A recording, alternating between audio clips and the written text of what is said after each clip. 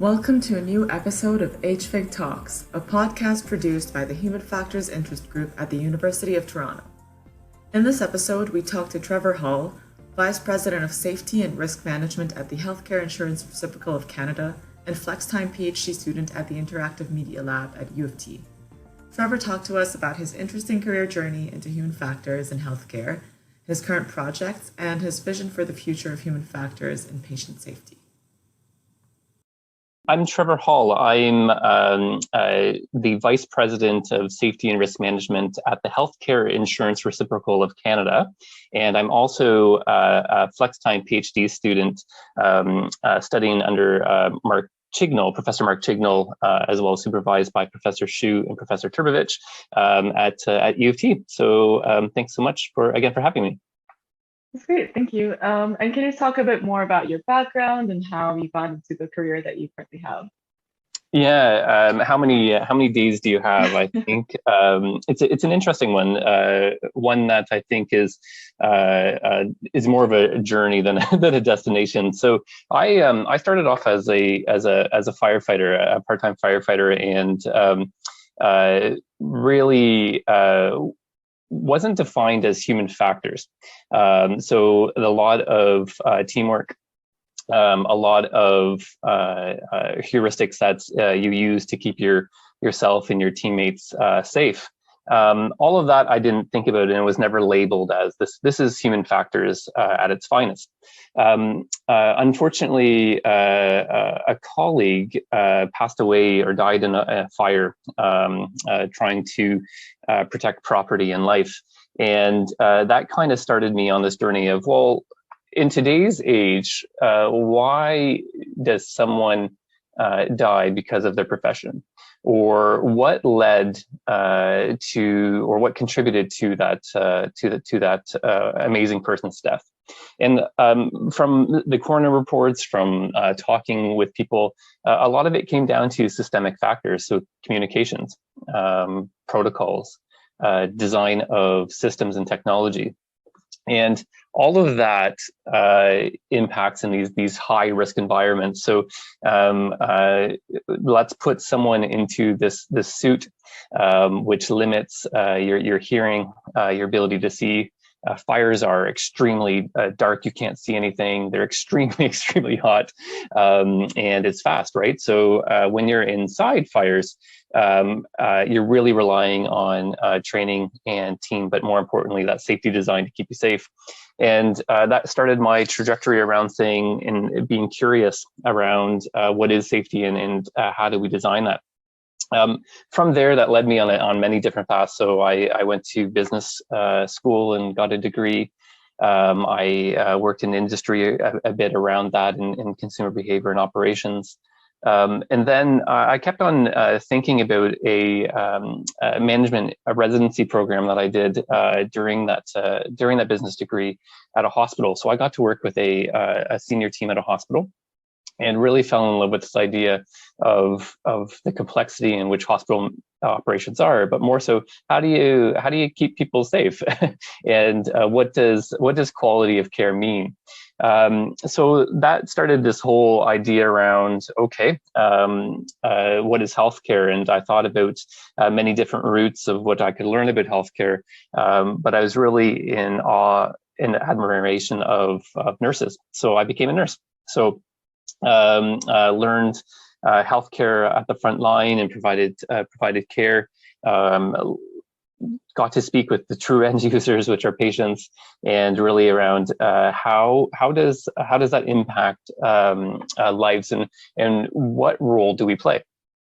So that kept going in my mind. I was doing a lot of work still around fire services or adjacent fire services with advanced hazmat stuff, and still kept gravitating around this complex environment stuff. And I thought, you know what, I'll just keep on going. So I picked up a few fellowships. So I have a fellowship in quality improvement. I also have a Master of Science that I focused on mass casualty incidents and design of mass casualty incidents, or what influences decision making in mass casualty incidents. And then I also am a fellow of biosecurity. So the idea of the systems in which we design around responding to these larger complex incidents. And that led me to many different things. So I've worked in hospitals, and I have gravitated towards working at HIROC, which I am so lucky to work with this amazing team and colleagues around exactly that, is how do you design safety into the Canadian healthcare system. And from that, through Professor Chignall, the Interactive Media Lab, we're working with Professor Shu and Professor Trevors around how do you enhance patient safety through persuasive design, and is there a way to learn from medical error? And as a reciprocal, how do you take these incidents that have happened to Canadians and across Canada, and really take those learnings and apply them in real time to influence human behavior? So a really long, probably overly complex journey to get there. But I think that's the neat point about human factors is I don't think there is one path to get there. And I keep drawing back to those early days. I didn't even know it was human factors. That's what I was falling in love with, and what you use to keep yourself and others safe. Yeah, no, that is definitely a very long and interesting journey, like to get to that, well, not even a destination. I think it's still ongoing. But yeah, that's what I've noticed from a lot of human factors people in general. Like they found human factors in a just very, I guess, like serendipitous way. Like, oh, there was like I realized that I was doing human factors this whole time, or like I was interested in human factors this whole time, and that was what brought me here. So yeah, it's always interesting to see and like hear about people's paths to human factors and how they discovered it. Yeah, and yeah, thank you for that. This is really interesting, and there's obviously this whole common thread of like wanting to design things for safety, and that's like the main sort of theme of all of those different career directions that you've taken. So yeah, so I guess you might have touched on this a little bit, but what made you want to get into this human factors PhD program, and how exactly does it relate to your work at HIROC as well? Yeah, no, thanks for that. And I think you're right. I think it's there's like this range of experiences which build human factors and all these different toolkits that you can pull from. I always think of patient safety, and why I wanted to do this flex time PhD was this idea of how can we design safety or engineer safety into the healthcare system. And I think it's really important. So every year there are patients and families and clinicians that are harmed from preventable error. And even the word error is interesting. I don't think or I don't believe that error is inescapable. So I think as humans, we make mistakes, and we work in complex industries and environments. And you know what? We don't always like to talk about our error. So it's very hard to say, hey, I did this. So is there a way that we can really learn from these incidents, but in a way that we can apply it in real time, or a way to influence human behavior? And I think that's something that I've always been very intrigued by. So Professor Chignall's Interactive Media Lab does a lot of work around how do you influence human behavior. Professor Shu's Psychology and Engineering Lab, I think, is the root of medical error. So there's this great paper by Senders in 1994 that speaks to the idea, you know what, patient safety incidents isn't a medical challenge, and of course it is, but it's more so this idea of a challenge of psychology and engineering. So it goes back to this idea of human behavior. So really wanted to work with Professor Chignall. Had a wonderful experience learning from Professor Shu. And Professor Patricia Trevors, who's the chair of patient safety at North York General Hospital, has led a lot of this this tremendous work around how do you design safety and what does that look like. On top of that, HIROC, which is led by Catherine Galton, this amazing board of directors and a committed teams, which at the end of the day is all about how do you keep people safe, and how do we have those committed conversations on safety. So all that combined, the Department of Mechanical Industrial Engineering is amazing, where you're able to do these flex time PhDs, where you're able to work with industry, you're able to work with academia, and together you're able to work on these really complex challenges. I can't thank U of T HIROC, Patricia, Professor Shu, and Professor Chignall for having these opportunities to kind of explore this in real time. And I think that's the real key thing is, how do you learn in real time? So these incidents are happening, and they continue to happen. They're rare, but impactful incidents. So the ones that may happen 6 times a year, but cause loss of life or tremendous psychological impact to everyone. How do you prevent those? And I think the answer lies within psychology and engineering. How do you design safety around those systems? So a great partnership, and one that's very early on in the journey, but I think will hopefully continue to keep being a journey along safety. Yeah, that's great. I think there are also so many interesting directions that it can take, and so many. And you mentioned, a lot of interesting projects and challenges that you've been working on. So maybe you can talk about a few examples of some of the projects and how you think human factors helped, inform your work on these projects. Yeah, no, thanks for that. So I think there's a lot of really unique things going on.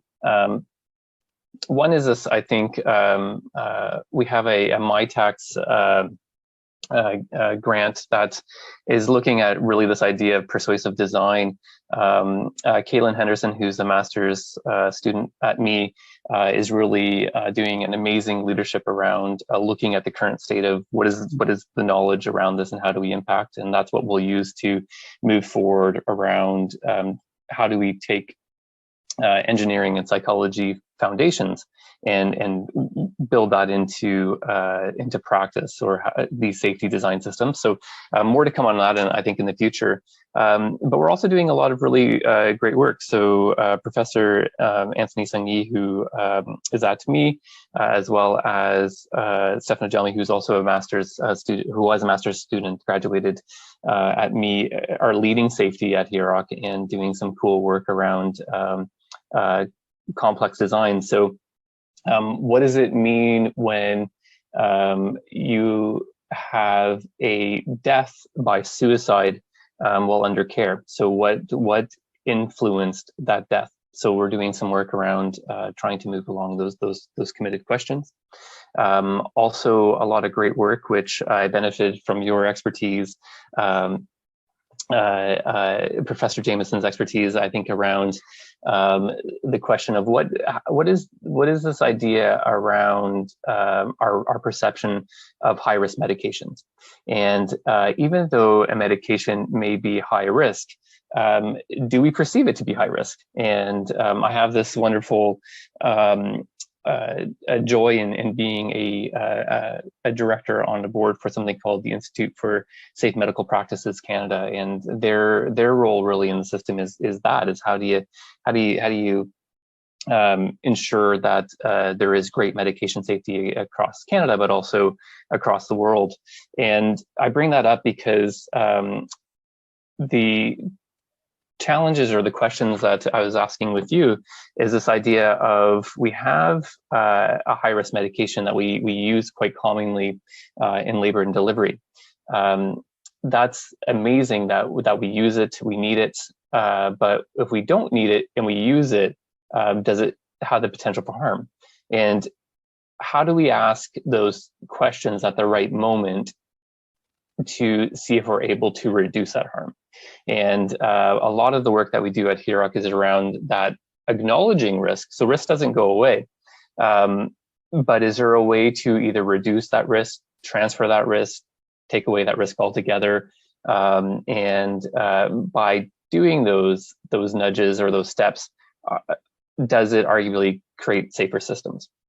So a lot of really cool stuff going on around there. And I think also just a lot of the other great questions that we work with all of our subscribers, which are the hospitals or the healthcare institutions across Canada, is how do we take the great lessons or the great opportunities and designs that they're doing and share them across. So the same incident can happen in Corner Brook in Newfoundland, that can also happen in the Yukon or the Northwest Territories or in Alberta. And how do we ensure in near real time that we're sharing those experiences? So a lot of really neat work around how do we do that. And again, just a huge thanks to all of our subscribers, as well as all of the front line for doing that. And as we were kind of saying before we started this thing, is the pandemic really has had an impact on that too, right? So how do you do this remotely, or how do you be supporting in times where our healthcare system has been unsurmountable pressure and challenges, opportunities over the last 2 years? And I can't thank our frontline enough, but how do you continue to design safety into the system? So in human factors, the application to human factors is healthcare is a complex socio-technical system. So like other industries, we can use some forcing functions, but at the end of the day, the user does make a lot of these clinical decisions, or has a lot of that judgment to them. So if I circle back to the medication kind of challenges, we can design systems including computerized order entry. We can close loop that all the way to have even the high risk medication picked. We can have checks at the bedside to ensure that it's going to the right person. But risk and error still can occur. And how do we support that individual, or how can we ensure that that individual has the best possible experience to conduct those roles? And I think that's a large piece of what we're trying to achieve. So a lot of really different, unique things happening. And I think for me, some of the coolest things is having that direct link to the front line, so our healthcare system, but also assisting with leaders of our healthcare system, so boards of directors, of how can we support them in ensuring that safe systems are being designed, and being there at the end of the phone sometimes is even good too, right? So so those are some things. Yeah, no, those are all great examples. And I'm also thinking that, you have this direct link to these frontline workers, but also you also have a certain level of experience, or like domain knowledge and experience, that maybe a typical human factors engineer might not have. Like, they would learn about the field in which they're applying their human factors skills, but not necessarily have like firsthand experience in it. So how do you think, your experiences as a firefighter and in business school, or like that kind of training, and your nursing training, have informed your work as someone who's also applying human factors to these healthcare systems?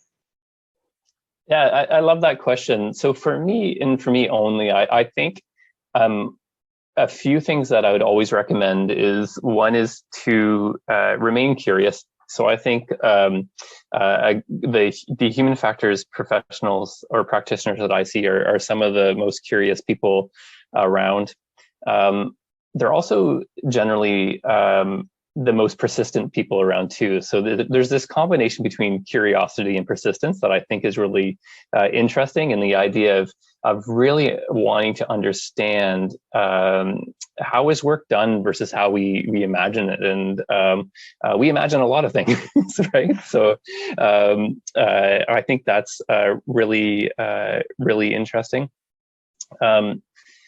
I think the other cool thing about having different experiences is you have those the range to understand what others may be doing. So for example,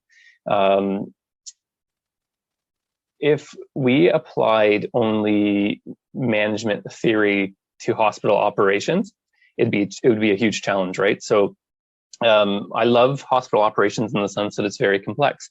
You don't know your budget really until the next year. You have to balance it, and you really don't have the opportunity to stop the line. So it's very hard to say, you know what, I'm going to turn off people coming to the hospital.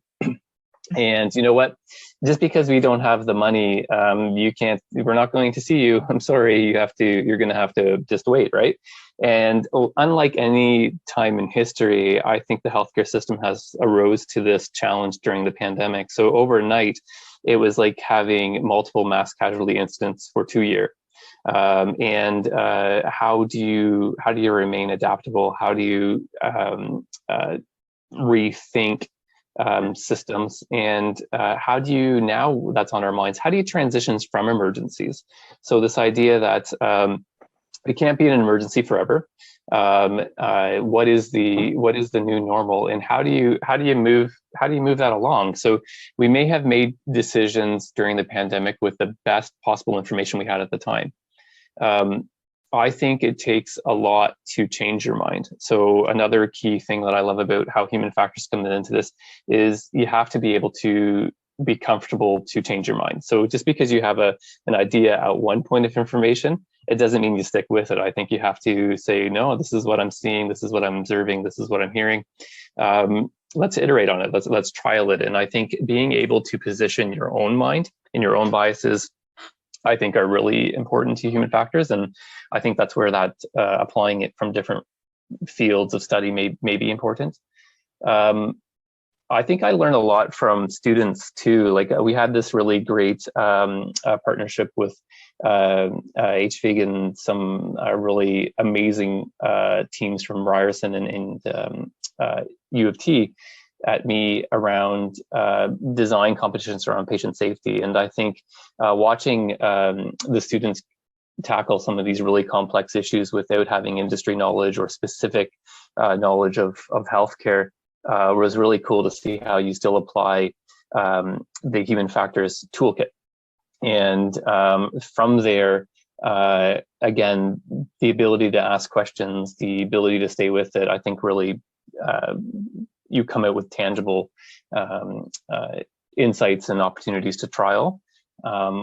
All that to say is during the pandemic is equally challenged, right? Because you're also trying to leverage of what we normally would do is go watch, go observe, and apply the skill that we develop over time.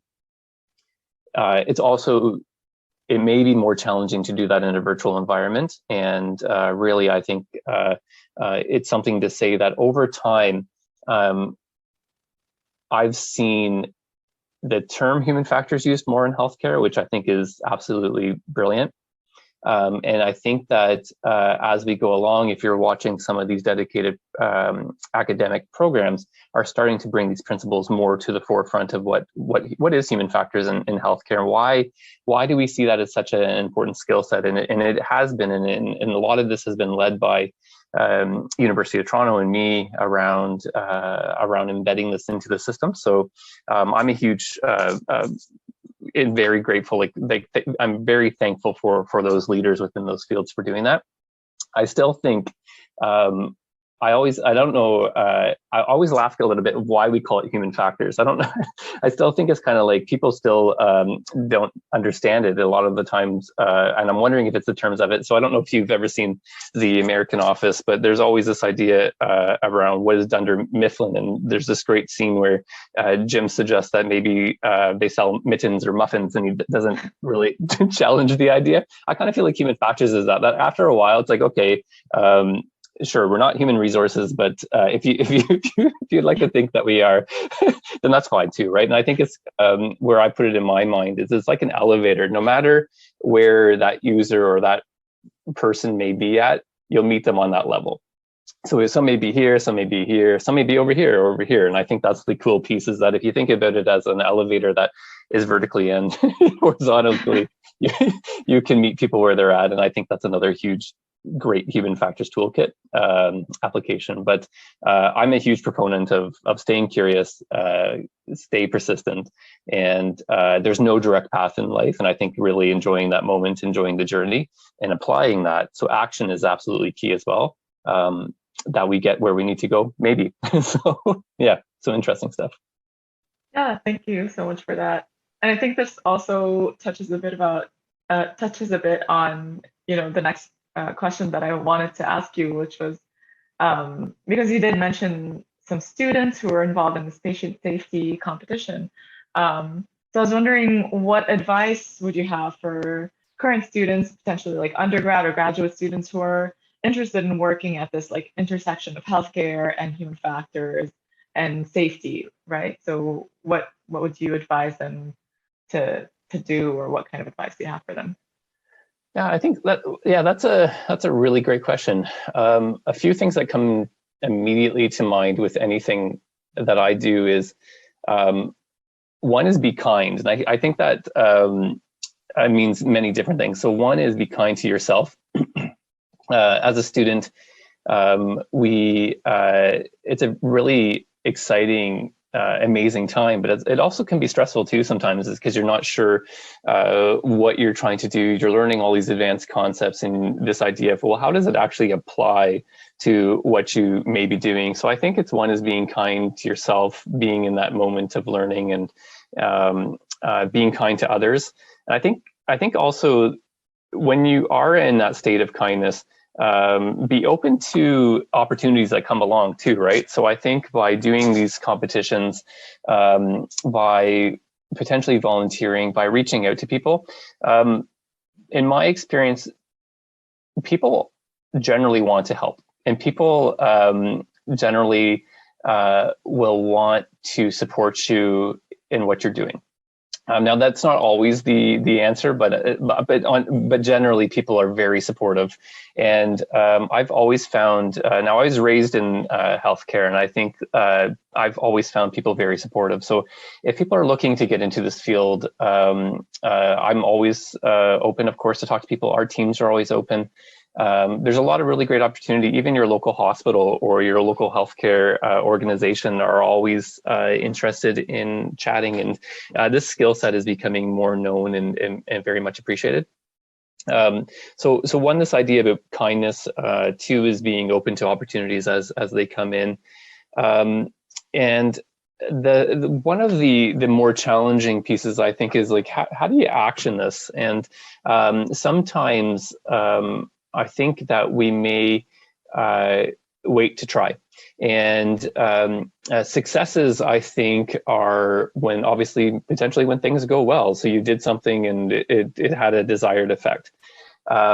I think failure is wisdom. So I like to fail. I know it sounds terrible, but I think I learn a heck of a lot more when I'm dying that 1,000 deaths of trying to figure out how it went wrong or what I did wrong or other things. But I think that's the best way, and that's where wisdom comes from. And that's exactly where I'm at today. Is I want to take these learnings from medical error or these complex system problems and apply them across a large system so that we're able to all learn collectively together. And I think that's where safety wisdom comes from. So again, for students, be kind to yourself, be kind to others, but also be open to opportunities, but be open to failure too. Failure is always an option. I think it's a great option. So yeah, and the last piece of advice that I always have, and I don't know if it's human factor specific or not, but it's this idea that I learned very early on, is never be uncertain alone. So much like being in a fire, you know what, you want to learn about that fire before you're in the fire, and you really want to learn from people that understand that fire. So so those would be some things. So be kind, again, to yourself, to others, be open to opportunities, fail fast. And I think really this idea of never be uncertain alone. Like it's a few things for consideration. Yeah, no, that's all great advice. Definitely, I agree with you that, failure is sometimes inevitable and you just have to learn from it, right? And that's also something that we encounter a lot in research. Yeah, And, if you're a grad student or someone who's doing research, but, anyone who's in any career is like exposed to this possibility of failure, right? So it's important to learn from that and take it as an opportunity yeah, to absolutely. improve. And yeah, definitely, I think, especially in this community that we're in, I think there are so many opportunities to like reach out to people, to learn from them, to just get the chance to, you know, apply the knowledge that you have and also acquire just new knowledge. So I think there are definitely a lot of opportunities there. So and most, if not all, of the people I've met in this community have been very helpful and willing to Absolutely. provide so much advice and wisdom of their own. So that's great. It's a Um, really great, it's a great community. And yeah, again, just both academia and industry, it's really, really phenomenal people, right, that are looking. And I think about your journey question is still really unique to me. It's kind of like when you're saying about, I thought I had an understanding of maybe what a PhD was here, but it kind of goes like this, right? And who knows where it takes you. And I think life is like that too. And same thing with experience. And I think being open to that likely will make the journey much more joyful. So, yeah. yeah, no, of course. Yeah. Um, so I think one question I have is, there have been obviously a lot of changes and effects and impacts of the COVID pandemic on the healthcare system, and that has been impacting your work in many different ways. And it's also been, and you also mentioned, that it has ramped up this Yeah. application of human factors as well into healthcare and into designing safety or like healthcare safety. So how do you see that progressing now that, we've been in this pandemic for 2 years? We've obviously learned a lot more. And as you said, you have to adapt and learn based on the new information that you get. So how do you see that progressing into the future? How do you see the future of healthcare safety going, and how does human factors play into that? Yeah. So I'm completely biased, but I think healthcare, again, it's very complex. There's many components to it. I think psychology and engineering are very much will be positioned well in the future, and already are. I think we build upon the shoulders of these great leaders, including those at me and in the field, around how do we continuously step forward, we'll step back, we'll step sideways, but how do we keep on going? The application of human factors, I don't think it won't go away. In my mind, it will only be stronger. And I think, how do we ask these questions, or how do we have these committed conversations on what impact is? So is impact life saved? Is impact dollars saved? Is impact better experiences? Sure. But what does that mean for action? So we can have all these plans, and I think today is today. We need to act now. And how do you action that safety of what you know? How do you take the information that you have now and be open to changing your mind in the future? I think that's where we'll see a lot of progression. I can't thank the healthcare system enough for what they're doing and what they'll continue to do and what they've done. It's a challenge, right? So you have a pandemic that has lasted 2 years. It will continue to last 2 years. There's this general Gestalt reflection around disaster experts that if your incident is like 2 hours, well, it'll probably take you 6 hours to clean up. So kind of like this threefold. So if you think about 2 years of a pandemic, if we apply that general rule, well, is it going to be 6 years that we're still kind of working through it? And that may be an underestimate, right? Is like, how do we transition from pandemics, and what does that look like? I think there's some real key things that we are having conversations on, but it still requires a lot of committed looking into. So, for example, when the healthcare system continues to recover, what does it actually mean? So, who are the clinicians that will remain in healthcare? How do we support those healthcare human resources to do their job? How do we heal from this?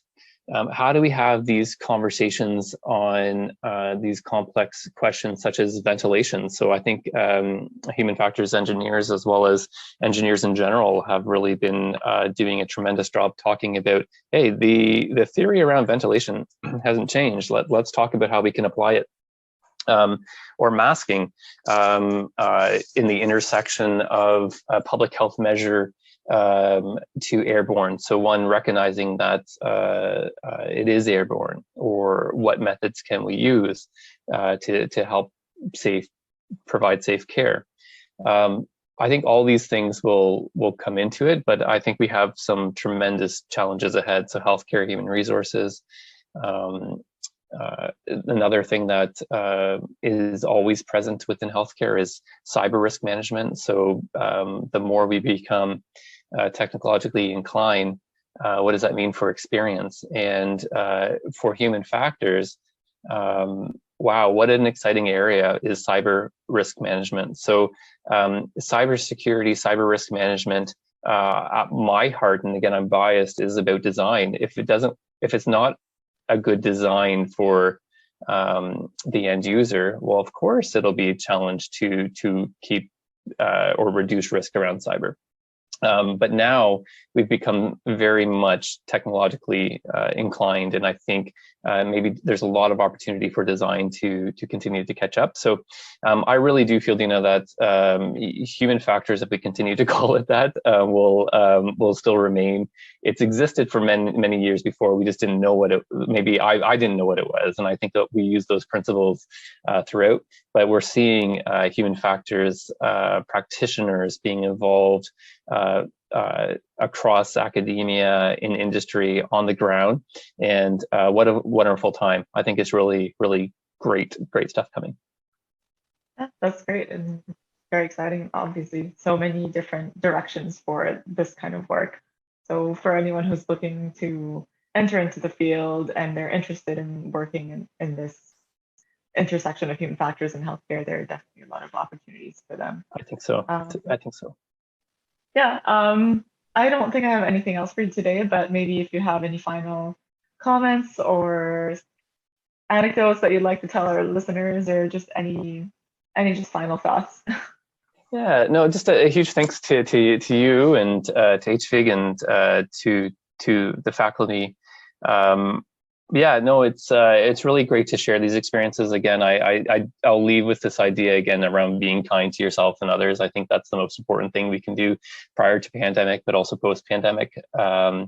And stay curious and persistent. And thank you for being in the field. I think we need more people that will ask these questions. And it really is an outstanding thing to apply engineering and psychology to healthcare. Thank you, Trevor, for taking the time to talk with us about your interesting career and projects. And to our listeners, we hope you enjoyed this discussion and stay tuned for another episode coming soon.